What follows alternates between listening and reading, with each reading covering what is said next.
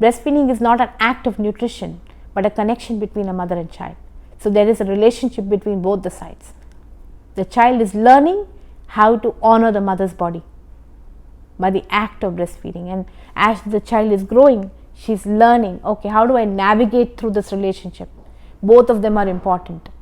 I am saying if we look at it from a context of a relationship, which is two-way process, that's when we will honor both of them, which is based on equality.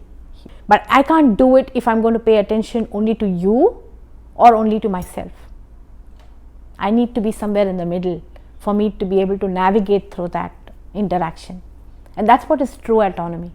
Autonomy is not about my rights or your rights, but it is about our rights. From tradition, we talk about, service everything, we keep servicing one side. So the mother is constantly giving, and she's kind of depleted from one side because we are not in the middle. And there's another set of it which we are moving away from it, being completely individual in nature. Though it's me and my life. And breastfeeding puts it into context. Breastfeeding, the relationship of breastfeeding puts it in the middle because it's a relationship. A confident mother gives an ability for the child loving guidance, right? When I mean loving guidance, I'm talking about an area through breastfeeding. She teaches many things. For example, she teaches body autonomy first by that connection. And now let's approach of what are the things that make it difficult.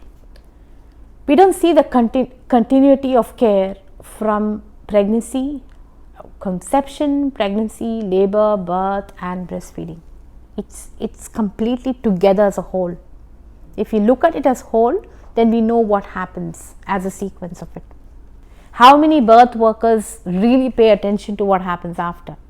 Or how many breastfeeding workers even pay attention to what happens before? You can see even in our approach, even if it's holistic, we think it's holistic, but we are not actually. Such as interventions during pregnancy, where there are too many medications provided, or it's medicalized, or very conveyor belt kind of an approach of, okay, let's do this kind of test, and this many pelvic exams, and this many scans, and so we are becoming extremely clinical about life. Then we are expecting breastfeeding to happen naturally after. How is that going to happen? We are being unrealistic about it. So if we are clinical about this, then we are expecting it to also be clinical even after that. And that gap is really pushing the entire society and families, young families, breastfeeding families, in a state of mind that breaks the first brick of confidence that they can make a better society tomorrow. Because if I'm not confident and I can't provide the first food for my baby, how can I make a society that's healthy and mentally, psychologically, physically healthy? None of this will be met actually. But that puts in the big question in front of us is, what is the link between higher intelligence of a human being and the sense of safety that is important for us? Now, the brain has two major portions. One is the primitive brain and the other is the neocortex, which is the frontal portion of the brain, which is identified to be the more advanced intelligence of the human being. The thinking, critical thinking, logic, all of this comes as learning, exploration, everything is part of the neocortex of the brain. And the primitive brain is also called the reptilian brain. This part of the brain, which is at the back portion, which is at the lower part of the brain. Why is it called reptilian brain? Because it only can transact or understand safety. So safety comes first, like an animal, for example. If my environment, I'm constantly checking if my life is at stake, am I safe, am I safe? That's what it's looking for. But if it doesn't pass through that safety valve or check, which my primitive brain is constantly doing and sensing, I can't move to the higher intelligence at all. That means if I am unsafe, if I am feeling unsafe, no amount of my skills or knowledge can be utilized. So that means I go numb, basically. And neurobiology suggests and confirms the understanding that you cannot talk anyone into safety. That means you cannot tell yourself, I'm safe and I'm going to feel safe. No, that's never going to happen. Neither can you tell someone that you're safe and you're going to make that person feel safe. No, that's also not going to happen. So then what is the pretext for safety or prerequisite for safety? The sense of safety is a sense of safety in the physiological body. So that means I have to feel safe in my body first. And how can I do that? It cannot happen without connection in the environment. And that ties into what epigenetic today even means. Earlier we had a focused understanding of what genetics is, and we paid a lot of attention towards that. But I think today it's moving into understanding to say it's not the genes that are set into the DNA, but the environment that allows it to either get switched on or switched off. And for a baby, the environment that's created is starting from the mother's womb, then the mother's being outside, or the parent unit that's providing the sense of safety for them. That's when we will be able to engage into the higher intelligent and higher faculties of the human being, which is thinking, logic, knowledge and wisdom. All of that can come only when I feel safe. The idea of natural birth, or the idea of the fact that mother's milk is so important that I will do anything to give baby a breastfeeding. So when we attach ourselves with these kind of ideas, then we are not acknowledging the ground of uncertainty. I'm giving you an example now. A mother who is very well educated, very well informed, and chooses the best providers that she can in that given situation. She also chooses the care providers, she chooses the environment, she chooses the place that she wants to birth, she also has a birth plan. So everything is in place, right? But when the birth is actually happening, or the act of birth is happening, not necessary that everything is going to go according to what we have planned. So there is an aspect of uncertainty, right? That uncertainty cannot be defined, but we can surrender to that. That's what I'm talking about. So if I take all the power within myself and I say, okay, I'm going to control everything, then I am not acknowledging the power of uncertainty. So knowing that there is a certain amount of control over my outside environment, but I am grounded and still inside of myself, and I'm steady inside of myself, which means my emotions, the way I feel about myself, my sense of autonomy, and the confidence in my ability to trust what the body can do. I think those are very realistic tracking things that I can do for myself, right? So if I'm not confident about myself and I'm relying upon how someone else makes me feel, then you can see what I'm talking about. The ground is not there. But if I know the wisdom of my body and I can trust my body, right? Because of the design, the beauty of the design that it's made in. Everything is perfect in nature. Everything is perfect in nature. You see any system in nature, whether it is sunrise, sunset, whether you see how the leaves grow or the plants grow or the animals how they are, or just the flowers how they bloom, everything is a small system and everything is perfect in nature. For some reason, human beings are the only beings on this earth who feel that they are either limited or flawed designed, that we need external support for. I'm talking about that living wisdom. So if we are educated about that living wisdom which is inside of us, then what happens is it changes my lens of what I look outside. Then my pregnancy lens becomes different. I'm confident as a mother, I trust my body, then I'm not allowing the interventions to happen as they normally would outside, because I can trust what my process is. I'm not set on fear. That's what I'm talking about. Sense of safety is already established because of me aligning with the wisdom of nature. I'm already aligned with that. So then no one's going to make me feel scared about it because my environment is already safe. So then my birth story will be different, my experience is going to be different, because I am also embracing the uncertainty in this. When I am aligned with nature, I am aligned with its safety as well as its uncertainty. Both aspects come together. That's the beautiful part of it, right? So then everything changes. Then my approach towards how I'm going to take and nurture my baby becomes very different. I'm continuously aligned with the same understanding. So I decentralize my connection with my baby. I'll give you an example of it. Now, I had a very recent one of my clients was talking about my child is there's so many people who come and talk about the fact that they have been traumatized as a child. Many of them, either because they've lost the opportunity to breastfeed, they've lost the environment of safety around their primal connections, that's their mother and their father, and then they grow, and perhaps the fact that parents were not educated enough of how they interacted with their child, right, through breastfeeding or even otherwise. Parenting, like I mentioned, parenting is through the lens of breastfeeding. That's how it should be, because that's what nature does. So if I didn't have that and I have lost the opportunity to that, I don't understand someone else's need at all, because I don't know what their needs are, because I'm not connected enough.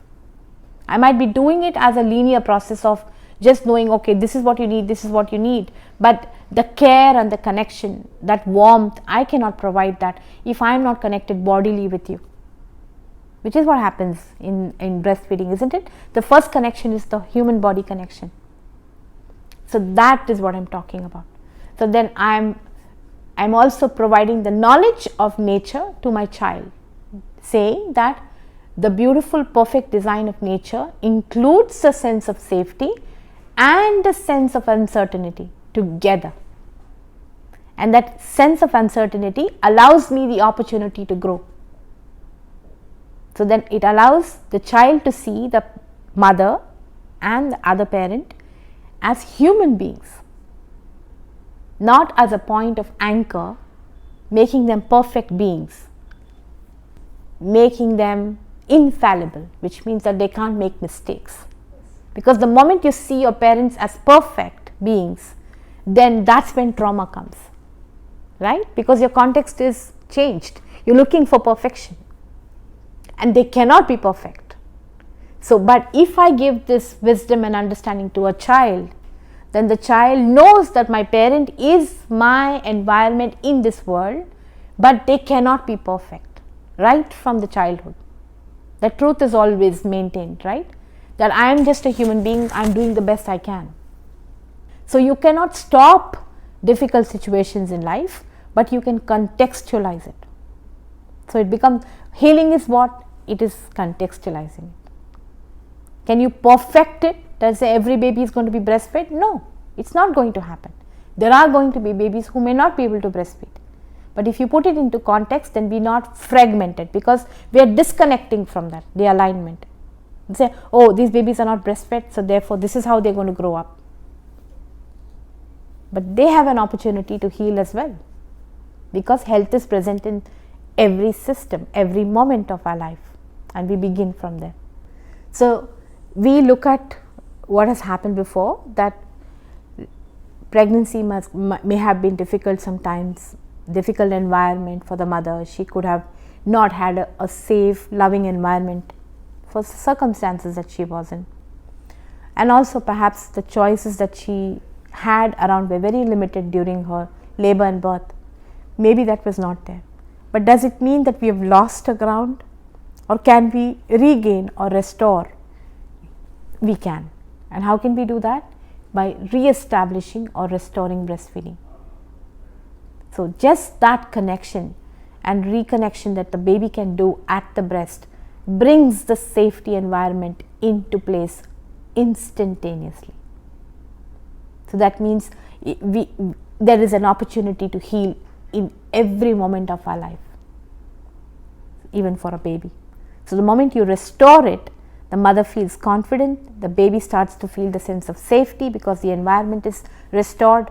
The moment you do that, again the baby is aligned to natural phenomenon, which is ability to learn, ability to gain knowledge, skills in life, explore and feel the safety of it. Because the moment you put safety into place, everything else is like a breeze after that. It's not such a big drop. It's not like you're climbing a mountain anymore.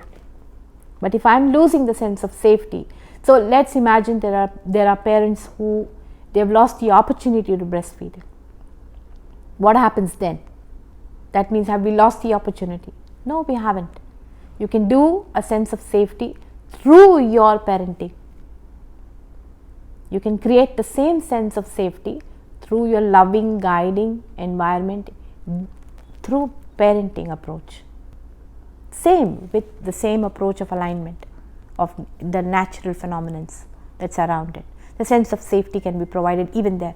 And in one word, if you ask me, how can you create a sense of safety for children who have lost the opportunity for breastfeeding, is acknowledgement. When you acknowledge somebody's experience, you are creating a sense of safety. And the person has the ability and the autonomy and the wisdom to see its own solutions in the problems of life.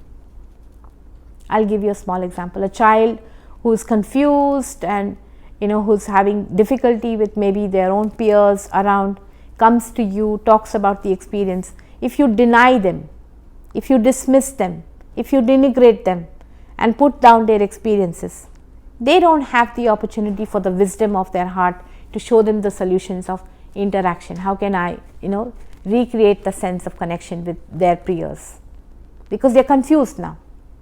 But if you made an effort to acknowledge them and let them know that they are heard and they are seen and they are accepted the way they are, then they have the opportunity to allow the wisdom to play out in their life. And that wisdom allows them to know how to find solutions for their problems that they are happening in life. Same thing like a baby does. The moment you take the baby and put them on the breast, just on the skin to skin contact, on the abdomen, all the primitive reflexes start to engage itself, and the wisdom of the body allows a breast crawl to happen. We watch it all the time. And this is what the marvel of nature is. It shows you, the moment you align, it shows you the marvel. The wisdom shows up. So the kangaroo mother care which we do, or just the allowance of breast crawl, is a fantastic way of restoration of breastfeeding. It's about our understanding about sequences of life, birth, living and death. All the three are a sequence of life. And somehow we seem to fragment even there. And that's coming from the same primal understanding about the whole approach, right? So we have fragmented the death away from living, and there's a lot of fear around it. So everything fragments with fear, and the acceptance is the restoration of it. For example, there are so many babies who may have little chance to survive because of their medical issues or their body condition. They may not be having hope to live, for example. And such scenarios we often see, or the people who are around may not necessarily encourage the mother or even discourage the mother from breastfeeding. It may happen, and it's based on fear.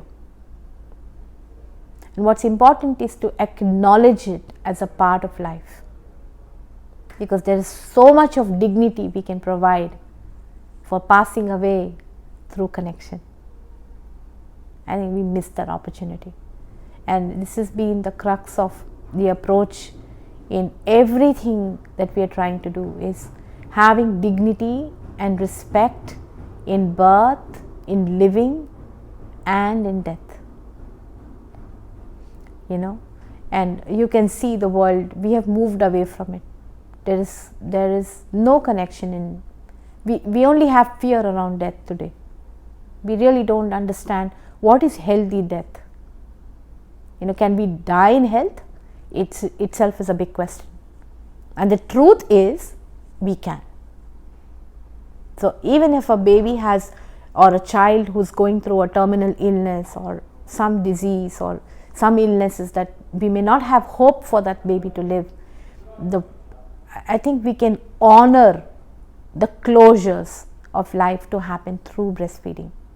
The mother should be allowed or encouraged to follow her intuition to continue to nurture the baby into transition, and that allows the mother to feel the sense of integration in life, or closures, which we call the closure. Let's say a mother has gone through abortion, or she's gone through miscarriages or stillbirth, or has lost the baby. That it happens, it's a part of life, and sometimes it occurs.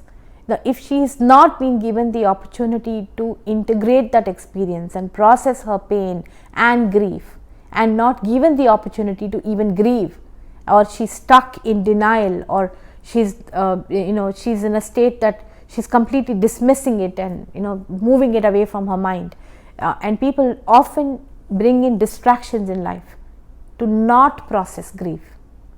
Somehow we are afraid of grieving, loss of opportunity, loss of relationship with the baby, loss of relationships, every other relationship in life.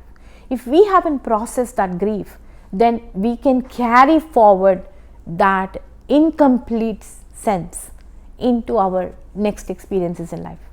For example, if she is becoming pregnant again and she hasn't processed a previous one, she carries forward that. That's important to acknowledge, important for closures to happen, important for integrations to happen. And that cannot happen if my mind hasn't been set in deep connection with nature and its alignment.